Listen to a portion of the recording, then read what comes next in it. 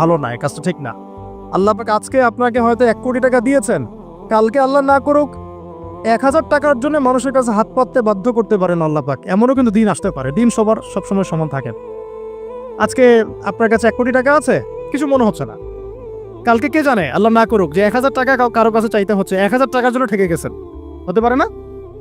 রিজিককে মানুষ তাজিম না করলে রিজিক দূরে চলে যায়। দুটো বিষয় খেয়াল রাখবেন, দুটো বিষয়। এক হচ্ছে মাঝে মাঝে মনের মধ্যে কিছু আমল করার ইচ্ছা আসে না?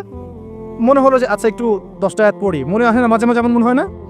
ওই সময় এই এই যে মনের মধ্যে যে এই ইরাদাটা জাগ্রত হওয়া, এটাকে আমরা বলি ওয়ারিদ। অন্য ভাষায় আপনি বলতে পারেন মেহমান। কি বলতে পারেন? এটা আল্লাহর পক্ষ থেকে আপনার কলবের মধ্যে মেহমান হিসেবে এসেছে।